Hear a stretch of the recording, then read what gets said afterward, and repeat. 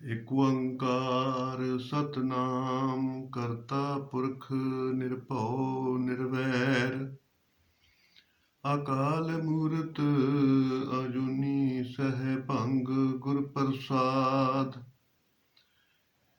ਜਪ ਆਦ ਸਚ ਜੁਗਾਦ ਸਚ ਹੈ ਭੀ ਸਚ ਨਾਨਕ ਹੋਸੀ ਭੀ ਸਚ। ਡੰਡੌਤ ਬੰਧਨ ਅਨਕਵਾਰ ਸਰਬ ਕਲਾ ਸਮਰੱਥ ਡੋਲਣ ਤੇ ਰਾਖੋ ਪ੍ਰਭੂ ਨਾਨਕ ਦੇ ਕਰ ਹੱਥ। ਸਤਨਾਮ ਵਾਹਿਗੁਰੂ ਸਤਨਾਮ ਵਾਹਿਗੁਰੂ। ਸਾਧ ਸੰਗਤ, ਵਾਹਿਗੁਰੂ ਪਰਮੇਸ਼ਰ ਪਰਮਾਤਮਾ ਜੀ ਨੇ ਭਾਈ ਇਹ ਦੁਰਲਭ ਮਾਨੁਖ ਦੇਹੀ ਦਿੱਤੀ ਆ। ਗੁਰ ਸੇਵਾ ਤੇ ਭਗਤ ਕਮਾਈ ਤਬ ਇਹ ਮਾਨੁਖ ਦੇਹੀ ਪਾਈ। ਇਸ ਦੇਹੀ ਕੋ ਸਿਮਰੇ ਦੇਵ ਸਾਂ ਦੇਹੀ ਭਜ ਹਰ ਕੀ ਸੇਵ। ਭਜੋ ਗੋਬਿੰਦ ਭੂਲ ਮਤ ਜਾਹੋ ਮਾਨਸ ਜਨਮ ਕਾ ਇਹੀ ਲਾਹੋ। ਇਹੋ ਹੀ ਤੇਰਾ ਅਵਸਰ ਇਹੋ ਹੀ ਤੇਰੀ ਬਾਰ ਘਟ ਭੀਤਰ ਤੂੰ ਦੇਖ ਵਿਚਾਰ। ਕਹਿਤ ਕਬੀਰ ਜੀਤ ਕੇ ਹਾਰ ਬਹੁਤ ਜਿੱਦ ਕਰੇ ਪੁਕਾਰ ਪੁਕਾਰ। ਭਾਈ ਮਨੁੱਖਾਂ ਦੇ ਪਰਮੇਸ਼ਰ ਪਰਮਾਤਮਾ ਜੀ ਨੇ ਇਸੇ ਕਰਕੇ ਦਿੱਤੀ ਹੈ ਕਿ ਸੰਸਾਰ ਦੇ ਵਿੱਚ ਪਰਮਾਤਮਾ ਦੀ ਪ੍ਰਾਪਤੀ ਕਰਨੀ ਹੈ, ਸੰਸਾਰ ਦੀ ਨਿਵਰਤੀ ਕਰਨੀ ਹੈ ਔਰ ਆਪਣੇ ਜੀਵਨ ਨੂੰ ਸਫਲਾ ਕਰਨਾ। ਤੋ ਮਹਾਰਾਜ ਕਹਿੰਦੇ ਨੇ ਕਿ ਉਦਮ ਕਰਦਿਆਂ ਜੀਵ ਤੂੰ ਕਮਾਵਦਿਆਂ ਸੁਖ ਪੁੰਚ। ਧਿਆਨ ਦਿਆਂ ਤੂੰ ਪ੍ਰਭੂ ਮਿਲ ਨਾਨਕ ਉਤਰੀ ਚਿੰਦ। ਕਿ ਭਾਈ ਉਦਮ ਕਰ। ਉਦਮ ਪਰਮੇਸ਼ਰ ਪਰਮਾਤਮਾ ਜੀ ਨੂੰ ਸਭ ਤੋਂ ਪਿਆਰਾ ਤੇ ਆਲਸ ਪਰਮੇਸ਼ਰ ਪਰਮਾਤਮਾ ਜੀ ਨੂੰ ਨਿਰਾਸ਼ ਕਰਦਾ। ਤੋ ਇੱਕ ਵਾਰੀ ਇੱਕ ਨਗਰ ਦੇ ਵਿੱਚ ਅਮੀਰ ਰਹਿੰਦਾ ਸੀਗਾ। ਅਮੀਰ ਬਹੁਤ ਜ਼ਿਆਦਾ ਸੀ, ਧਨ ਦੌਲਤ ਜਾਇਦਾਦਾਂ ਸਭ ਕੁਛ ਸੀ, ਪਰ ਮਨ ਉਦਾਸ ਰਹਿੰਦਾ ਸੀ क्योंकि बड़े बड़े जो दीसे लोग तिसको व्यापे चिंता रोग। अरब खरब माया मिले सुते अस्त को राज। तुलसी हर के नाम बिन सबे नरका साज। जे परमात्मा नहीं तो भाई ये सब जीरो आ।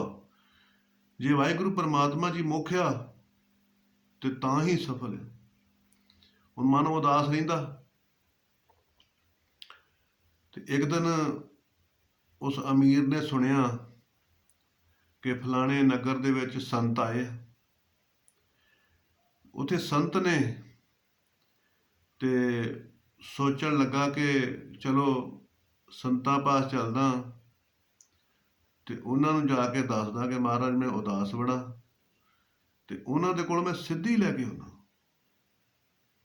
ते हुण ओह संतां दे कोल आ गया ते संतां नूं कहण लगा कि भाई महाराज सब कुछ मेरे को बहुत आ, पर मेरा मन जिहड़ा ना वो उदास बड़ा रहिंदा। संतां ने सुनिया ते कहंदा महाराज मैनूं कोई इहो जी चीज़ दिओ सिद्धि कि जिहदे नाल सब कुछ आपे ही ठीक हो जाए। संत कहण लगे ठीक है सब कुछ मिलूगा, पर थोड़ा समा साडे कोल रुकना पऊगा, रुक जा। कहंदा जी ठीक है। अगले दिन संतां ने उहनूं सारी दिहाड़ी धुप्पे बिठा छड्डिया ते आप कुटिया दी छावें बैठे रहे। दूसरे दिन फिर उस अमीर नूं सारी दिहाड़ी भुखा रखिया ਤੇ ਆਪ ਉਹਦੇ ਸਾਹਮਣੇ ਸੁੰਦਰ ਭੋਜਨ ਛਕਦੇ ਰਹੇ। ਜਦੋਂ ਤੀਸਰਾ ਦਿਨ ਆਇਆ ਤੇ ਉਹ ਜਿਹੜਾ ਅਮੀਰ ਸੀਗਾ ਉਹ ਗਠੜੀ ਚੱਕ ਕੇ ਤੇ ਤੁਰ ਪਿਆ। ਤੇ ਸੰਤਾਂ ਨੇ ਪਿੱਛੋਂ ਆਵਾਜ਼ ਮਾਰੀ, ਕਹਿੰਦੇ ਹਾਂ ਭਾਈ, ਤੂੰ ਤਾਂ ਸਿੱਧੀ ਲੈਣ ਆਇਆ ਸੀਗਾ, ਹੁਣ ਤੂੰ ਕਿੱਥੇ ਚੱਲਿਆ? ਕਹਿੰਦਾ ਜੀ ਮੈਂ ਤਾਂ ਘਰ ਨੂੰ ਚੱਲਿਆ। ਤੂੰ ਕਹਿੰਦੇ ਕਿਉਂ? ਕਹਿੰਦੇ ਜੀ ਪਹਿਲੇ ਦਿਨ ਤੁਸੀਂ ਮੈਨੂੰ ਸਾਰੀ ਦਿਹਾੜੀ ਧੁੱਪੇ ਬਿਠਾ ਛੱਡਿਆ ਤੇ ਦੂਸਰੇ ਦਿਨ ਸਾਰੀ ਦਿਹਾੜੀ ਮੈਨੂੰ ਭੁੱਖਾ ਬਿਠਾ ਛੱਡਿਆ, ਤੇ ਹੁਣ ਮੈਂ ਜਰ ਨਹੀਂ ਸਕਦਾ, ਮੈਂ ਰੋਕ ਨਹੀਂ ਸਕਦਾ। ਤੋ ਸੰਤ ਕਹਿਣ ਲੱਗੇ ਕਿ ਭਾਈ ਤੂੰ ਸਿੱਧੀ ਮੰਗਣ ਆਇਆ ਸੀ ਨਾ, ਇਸੇ ਕਰਕੇ ਹੀ ਤੈਨੂੰ ਸਮਝਾਉਣ ਵਾਸਤੇ ਇਹ ਸਭ ਕੁਛ ਏਦਾਂ ਕੀਤਾ। ਕਹਿੰਦੇ ਜੀ ਕਿਵੇਂ? ਸੰਤ ਕਹਿਣ ਲੱਗੇ ਭਾਈ ਦੇਖ, ਪਹਿਲੇ ਦਿਨ ਤੈਨੂੰ ਧੁੱਪੇ ਬਿਠਾ ਛੱਡਿਆ ਤੇ ਮੈਂ ਛਾਵੇਂ ਰਿਹਾ, ਤੇ ਮੇਰੀ ਜਿਹੜੀ ਛਾਂ ਸੀ ਉਹ ਤੈਨੂੰ ਨਹੀਂ ਮਿਲੀ। ਦੂਸਰੇ ਦਿਨ ਮੈਂ ਭੋਜਨ ਛਕੇ ਤੇ ਤੂੰ ਭੁੱਖਾ ਰਿਹਾ, ਮੇਰੇ ਭੋਜਨ ਤੇ ਨਹੀਂ ਨਾ ਤੇਰੇ ਕੋਲ ਪਹੁੰਚੇ। ਤੇ ਕਹਿੰਦੇ ਇਸੇ ਤਰ੍ਹਾਂ ਹੀ ਜਿਹੜੀਆਂ ਮੇਰੀਆਂ ਸਿੱਧੀਆਂ ਵਾ ਨਾ ਉਹ ਤੈਨੂੰ ਨਹੀਂ ਮਿਲਣਗੀਆਂ, ਤੈਨੂੰ ਆਪਣੀ ਭਜਨ ਬੰਦਗੀ ਕਰਕੇ ਤੈਨੂੰ ਸਿੱਧੀਆਂ ਪ੍ਰਗਟ ਹੋਣਗੀਆਂ। ਉਹਦੇ ਵਾਸਤੇ ਤੈਨੂੰ ਮੁਸ਼ੱਕਤ ਆਪ ਕਰਨੀ ਪਵੇਗੀ।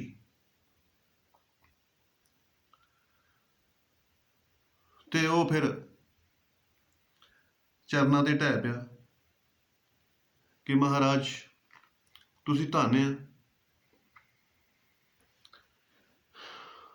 ਤੇ ਉਹ ਸੰਤ ਫਿਰ ਉਪਦੇਸ਼ ਦੇਣ ਲੱਗੇ, ਕਹਿਣ ਲੱਗੇ ਕਿ ਦੇਖੋ ਕਿ ਕਲਯੁਗ ਦੇ ਵਿੱਚ ਜਿਹੜਾ ਜੀਵ ਆ ਉਹ ਇਹੋ ਹੀ ਚਾਹੁੰਦਾ ਕਿ ਸਭ ਕੁਝ ਮੈਨੂੰ ਮਿਲ ਜਾਏ ਪਰ ਕਰਨਾ ਕੁਛ ਨਾ ਪਵੇ। ਇਸੇ ਕਰਕੇ ਹੀ ਇਸ ਯੁੱਗ ਦਾ ਨਾਮ ਕਲਯੁਗ ਰੱਖ ਦਿੱਤਾ। ਕਲਯੁਗ ਦਾ ਮਤਲਬ ਹੁੰਦਾ ਕੋਈ ਡਰਾਉਣਾ ਨਹੀਂ, ਕਲਯੁਗ ਦਾ ਮਤਲਬ ਹੁੰਦਾ ਕਲਾ ਦਾ ਯੁੱਗ, ਕਿ ਜਿੱਥੇ ਮਨੁੱਖ ਇਸ ਯੁੱਗ ਦੇ ਵਿੱਚ ਦਿਮਾਗ ਦੀ ਸ਼ਾਤਰਤਾ ਕਰਕੇ ਹੀ ਸਭ ਨੂੰ ਲੁੱਟ ਰਿਹਾ, ਸਭ ਨੂੰ ਨੁਕਸਾਨ ਕਰ ਰਿਹਾ, ਹਾਨੀ ਪਹੁੰਚਾ ਰਿਹਾ। ਤੋ ਇਸੇ ਕਰਕੇ ਹੀ ਮਹਾਰਾਜ ਕਹਿੰਦੇ ਕਿ ਕਲਯੁਗ ਵਾ, ਕਲਯੁਗ ਰਥ ਅਗਨ ਕਾ ਕੂੜ ਅੱਗੇ ਰਥਵਾ। ਕਿਉਂਕਿ ਇਹ ਸਰੀਰ ਕਲਯੁਗ ਦਾ ਕਲਾ ਦਾ ਭਰਿਆ ਹੋਇਆ। ਕਿਉਂ? ਕਿਉਂਕਿ ਕੂੜ ਜਿਹੜਾ ਦਿਮਾਗ ਦੇ ਵਿੱਚ ਆਈਡੀਆ ਮਤੀ ਆ ਉਹ ਝੂਠ ਆ, ਝੂਠ ਤੇ ਟਿਕੀ ਹੋਈ ਆ, ਫਰੇਬ ਤੇ ਟਿਕੀ ਹੋਈ ਆ। ਤਾਂ ਮਹਾਰਾਜ ਕਹਿੰਦੇ ਕਿ ਪਾਪਾਂ ਬਾਝੋ ਹੋਵੇ ਨਾਈ, ਮੋਇਆ ਸਾਥ ਨਾ ਜਾਈ। ਕਿ ਭਾਈ ਪਾਪਾਂ ਤੋਂ ਬਗੈਰ ਮਾਇਆ ਇਕੱਠੀ ਨਹੀਂ ਹੋਣੀ, ਤੇ ਪਰ ਜਿਹੜੀ ਇਕੱਠੀ ਹੋਈ ਆ ਇਹ ਮੋਇਆ ਤੇਰੇ ਨਾਲ ਨਹੀਂ ਜਾਣੀ। ਤੋ ਇਸ ਕਰਕੇ ਮਹਾਰਾਜ ਕਹਿੰਦੇ ਨੇ ਕਿ ਭਾਈ ਤੈਨੂੰ ਆਪ ਉਦਮ ਕਰਨਾ ਪਵੇਗਾ। ਆਪਣੀ ਕਿਰਪਾ ਜੇ ਕਰੇ ਤਾਂ ਗੁਰ ਕਾ ਸ਼ਬਦ ਕਮਾਏ। ਸਾਧ ਸੰਗਤ, ਕਿਰਪਾ 4 ਪ੍ਰਕਾਰ ਦੀ ਹੁੰਦੀ ਹੈ। ਸਭ ਤੋਂ ਪਹਿਲੀ ਕਿਰਪਾ ਬ੍ਰਹਮ ਕਿਰਪਾ ਹੁੰਦੀ ਹੈ, ਵਾਹਿਗੁਰੂ ਦੀ ਕਿਰਪਾ ਹੁੰਦੀ ਹੈ, ਜਿਹੜੀ ਸਰੀਰ ਸੰਪੂਰਨ ਆ ਜਾਏ, ਅਰੋਗ ਮਿਲ ਜਾਏ, ਸਰੀਰ ਤੰਦਰੁਸਤ ਮਿਲ ਜਾਏ।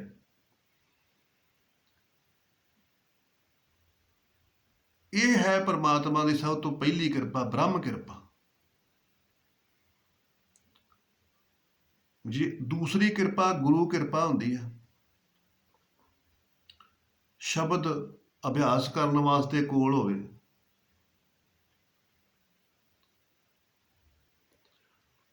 ਤੇ ਤੀਸਰੀ ਕਿਰਪਾ ਹੁੰਦੀ ਸ਼ਾਸਤਰ ਕਿਰਪਾ, ਗ੍ਰੰਥਾਂ ਦਾ, ਬਾਣੀ ਦਾ ਬੋਧ ਹੋਵੇ, ਸ਼ਾਸਤਰ ਕਿਰਪਾ। ਤੇ ਚੌਥੀ ਕਿਰਪਾ ਹੁੰਦੀ ਆਪਣੀ ਕਿਰਪਾ। ਆਪਣੀ ਕਿਰਪਾ ਜੇ ਕਰੇ ਤਾਂ ਗੁਰ ਕਾ ਸ਼ਬਦ ਕਮਾਏ। ਤੋ ਮਹਾਰਾਜ ਕਹਿੰਦੇ ਕਿ ਤਿੰਨ ਕਿਰਪਾ ਜਿਹੜੀਆਂ ਤਾਂ ਹੀ ਕੰਮ ਕਰਦੀਆਂ ਜੇ ਚੌਥੀ ਆਪਣਾ ਉਦਮ ਹੋਵੇ, ਤਾਂ ਹੀ ਸਾਰੀਆਂ ਕਿਰਪਾ ਰਲ ਜਾਂਦੀਆਂ ਤੇ ਫਿਰ ਪਰਮਾਤਮਾ ਦੇ ਪਾਸੇ ਫਿਰ ਸਫਲਤਾ ਮਿਲਦੀ ਆ। ਤੇ ਜੇਕਰ ਤਿੰਨ ਕਿਰਪਾ ਪੂਰੀਆਂ ਤੇ ਆਪਣੇ ਵੱਲੋਂ ਆਲਸ ਆ, ਆਪਣੇ ਵੱਲੋਂ ਉਦਮ ਨਹੀਂ ਹੈਗਾ, ਤਾਂ ਫਿਰ ਦੂਸਰੀਆਂ ਕਿਰਪਾ ਜਿਹੜੀਆਂ ਹੈਗੀਆਂ ਉਹ ਵੀ ਬਿਰਥ ਜਾਂਦੀਆਂ। ਇਸ ਕਰਕੇ ਸੰਤ ਕਹਿਣ ਲੱਗੇ ਕਿ ਭਾਈ ਪਰਮੇਸ਼ਰ ਪਰਮਾਤਮਾ ਜੀ ਨੇ ਤੈਨੂੰ ਭੇਜਿਆ ਤੇ ਕਰਮ ਕਰਨ ਦੇ ਵਿੱਚ ਸੁਤੰਤਰ ਆ, ਕਰਮ ਦੇ ਫਲ ਵਿੱਚ ਸੁਤੰਤਰ ਨਹੀਂ। ਕਿ ਭਾਈ ਸੰਸਾਰ ਦੇ ਵਿੱਚ ਜੋ ਵੀ ਆਇਆ ਉਸ ਨੂੰ ਮਿਹਨਤ ਮਸ਼ੱਕਤ ਜਿੰਨੀ ਨਾਮ ਧਿਆਇਆ, ਗਏ ਮਸ਼ੱਕਤ ਘਾਲ, ਨਾਨਕ ਤੇ ਮੁਖ ਉਜਲੇ ਕੀਤੀ ਛੁੱਟੀ ਨਾਲ। ਤੋ ਕਹਿਣ ਲੱਗੇ ਕਿ ਪ੍ਰਕਿਰਤੀ ਦੇ ਵਿੱਚ ਇਹ ਜਿਹੜੇ ਪੰਜੇ ਤੱਤ ਨੇ ਇਹ ਹਰ ਵੇਲੇ ਉਦਮ ਕਰਦੇ ਆ, ਹਰ ਵੇਲੇ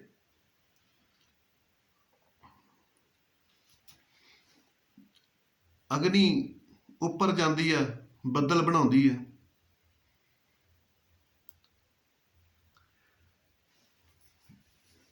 ਇਸੇ ਤਰ੍ਹਾਂ ਹੀ ਉਹ ਕਹਿੰਦੇ ਕਿ ਇਹ ਜਿਹੜੀ ਧਰਤੀ ਆ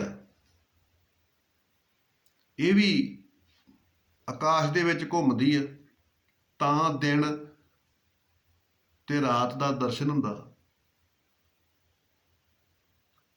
ਤਾਂ ਵੱਖਰੀਆਂ ਵੱਖਰੀਆਂ ਰੁੱਤਾਂ ਆਉਂਦੀਆਂ, ਤਾਂ ਵੱਖਰੀਆਂ ਵੱਖਰੀਆਂ ਫਸਲਾਂ ਆਉਂਦੀਆਂ। ਇਸੇ ਤਰ੍ਹਾਂ ਹੀ ਪਾਣੀ ਸਮੁੰਦਰ ਦੇ ਵਿੱਚੋਂ ਆਕਾਸ਼ ਮਾਰਗ ਦੇ ਰਾਹੀਂ ਪਹਾੜਾਂ ਤੇ ਜਾਂਦਾ, ਪਹਾੜਾਂ ਤੋਂ ਫਿਰ ਨਦੀਆਂ ਦੇ ਰਸਤੇ ਸਮੁੰਦਰ ਦੇ ਵਿੱਚ ਜਾਂਦਾ।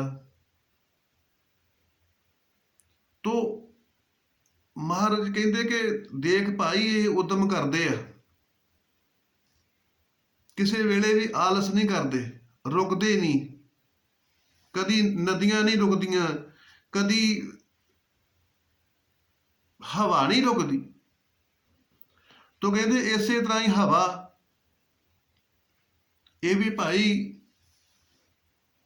ਹਰ ਵੇਲੇ ਵਗਦੀ ਹੈ, ਔਰ ਇਹ ਹਵਾ ਪਵਿੱਤਰ ਵਾਤਾਵਰਨ ਕਰਦੀ ਹੈ, ਪ੍ਰਦੂਸ਼ਣ ਦੂਰ ਕਰਦੀ ਹੈ। ਤੋ ਕਹਿੰਦੇ ਕਿ ਇਸੇ ਤਰ੍ਹਾਂ ਹੀ ਭਾਈ ਦੇਖ ਆਕਾਸ਼ ਆ, ਇਹ ਸਭ ਨੂੰ ਟਿਕਾ ਕੇ ਰੱਖਦਾ। ਤੋ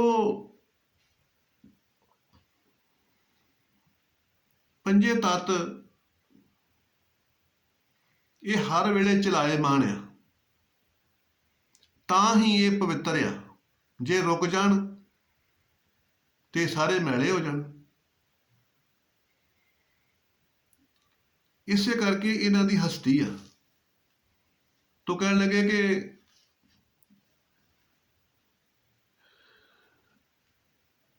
ਪਹਿਲੇ ਬਾਬੇ ਪਾਇਆ ਬਖਸ਼ਦਰ, ਪਿੱਛੋਂ ਦੇ ਫਿਰ ਕਾਲ ਕਮਾਈ, ਰੀਤ ਅਕ ਆਹਾਰ ਕਰ, ਰੋੜਾਂ ਦੀ ਗੁਰੂ ਕਰੀ ਵਿਛਾਈ, ਭਾਰੀ ਕਰੀ ਤਪੱਸਿਆ, ਵੱਡੇ ਭਾਗ ਹਰ ਸਿਉ ਬਨਿਆਈ, ਬਾਬਾ ਪੈਂਦਾ ਸੱਚਖੰਡ, ਨੌ ਨਿਧ ਨਾਮ ਗਰੀਬੀ ਪਾਈ। ਕਹਿੰਦੇ ਗੁਰੂ ਨਾਨਕ ਦੇਵ ਸੱਚੇ ਪਾਤਸ਼ਾਹ ਜੀ ਨੇ ਪਹਿਲੋਂ ਪਰਮਾਤਮਾ ਦੀ ਬਖਸ਼ਿਸ਼ ਪ੍ਰਾਪਤ ਕੀਤੀ ਹੈ, ਤੇ ਫਿਰ ਤਪੱਸਿਆ ਕੀਤੀ ਹੈ। ਇਹ ਤਪੱਸਿਆ ਸਫਲ ਹੋਈ ਆ ਤੇ ਗੁਰੂ ਨਾਨਕ ਸੱਚੇ ਪਾਤਸ਼ਾਹ ਜੀ ਪ੍ਰਮਾਤਮਾ ਦਾ ਅਵਤਾਰ, ਪ੍ਰਮਾਤਮਾ ਦਾ ਸਰੂਪ ਹੋ ਗਏ। ਤੋ ਭਾਈ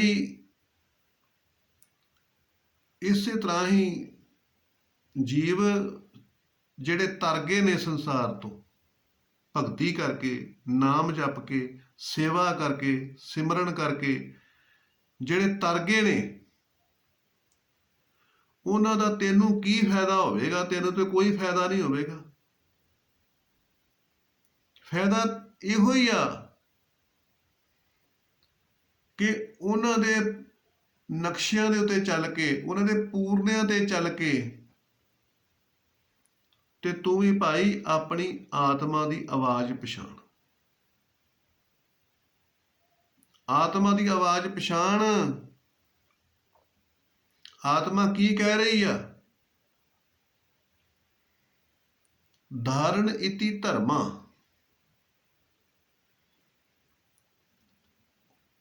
ਮਹਾਰਾਜ ਕਹਿੰਦੇ ਨੇ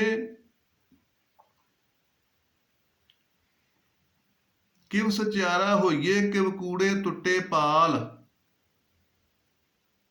ਗੁਰੂ ਅੰਗਦ ਦੇਵ ਜੀ ਕਹਿੰਦੇ ਨੇ ਗੁਰੂ ਨਾਨਕ ਬਾਬਾ ਜੀ ਨੂੰ, ਤੇ ਮਹਾਰਾਜ ਅੱਗੇ ਉੱਤਰ ਦਿੰਦੇ ਨੇ, ਹੁਕਮ ਰਜਾਈ ਚੱਲਣਾ ਨਾਨਕ ਲਿਖਿਆ ਨਾ। ਕਹਿੰਦੇ ਤਾਂ ਹੀ ਸਚਿਆਰਾ ਹੋ ਸਕਦਾ, ਤਾਂ ਹੀ ਅੰਦਰੋਂ ਅਗਿਆਨ ਦੂਰ ਹੋ ਸਕਦਾ, ਤਾਂ ਹੀ ਅੰਦਰੋਂ ਭਰਮ ਦੂਰ ਹੋ ਸਕਦਾ, ਜੇਕਰ ਪਰਮਾਤਮਾ ਦੇ ਹੁਕਮ ਤੇ ਚੱਲੇ। ਹੁਕਮ ਰਜਾਈ ਚੱਲਣਾ, ਜਿਹੜਾ ਪਰਮਾਤਮਾ ਦਾ ਹੁਕਮ ਆ ਉਹਨੂੰ ਪ੍ਰਵਾਨ ਕਰ ਲੈਣਾ। ਔਰ ਮਹਾਰਾਜ ਕਹਿੰਦੇ ਕਿ ਉਹ ਜਿਹੜਾ ਹੁਕਮ ਆ ਉਹ ਗ੍ਰੰਥਾਂ ਦੇ ਵਿੱਚ ਲਿਖਿਆ ਹੋਇਆ, ਜੋ ਵੀ ਬਾਣੀ ਦੇ ਵਿੱਚ ਲਿਖਿਆ, ਗ੍ਰੰਥਾਂ ਦੇ ਵਿੱਚ ਲਿਖਿਆ, ਇਹ ਵਾਹਿਗੁਰੂ ਪਰਮਾਤਮਾ ਜੀ ਨੇ ਹੀ ਆਪਣੇ ਪਿਆਰਿਆਂ ਦੇ ਮੁਖ ਰਾਹੀਂ ਲਿਖਾਇਆ। ਤੋ ਇਹ ਹੀ ਪਰਮਾਤਮਾ ਦਾ ਸੰਵਿਧਾਨ ਆ। ਤੋ ਪਰਮਾਤਮਾ ਦਾ ਇਹ ਹੁਕਮ ਆ ਕਿ ਧੌਲ ਧਰਮ ਦਇਆ ਕਾ ਪੂਤ, ਸੰਤੋਖ ਥਾਪ ਰਖਿਆ ਜਿਨੀ ਸੂਤ। ਕਹਿੰਦੇ ਪਰਮੇਸ਼ਰ ਪਰਮਾਤਮਾ ਜੀ ਦਾ ਇਹੋ ਹੀ ਹੁਕਮ ਆ ਕਿ ਉਹਨਾਂ ਗੁਣਾਂ ਨੂੰ ਧਾਰਨ ਕਰੋ ਜਿਹੜੇ ਗੁਣ ਰਹਿਣ ਵਾਲੇ ਆ, ਬਾਕੀ ਸੰਸਾਰ ਰਹਿਣ ਵਾਲਾ ਨਹੀਂ। ਜਿਹੜਾ ਰਹਿਣ ਵਾਲੇ ਨੇ,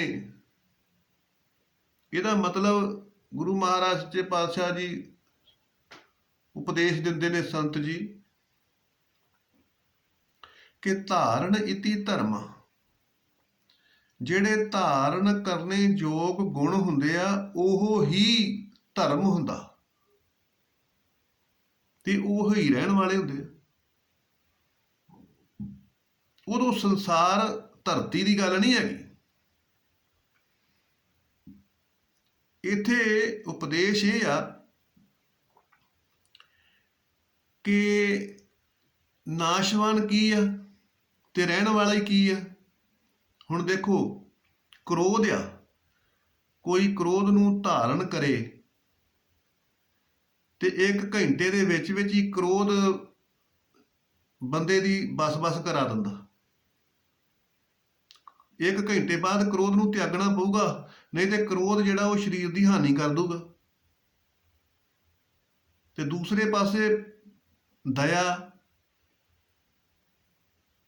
ਇਹਨੂੰ ਜਿੰਨਾ ਚਿਰ ਮਰਜ਼ੀ ਧਾਰਨ ਰੱਖੋ ਇਹਦਾ ਕੋਈ ਨੁਕਸਾਨ ਨਹੀਂ, ਅਨਲਿਮਟਿਡ।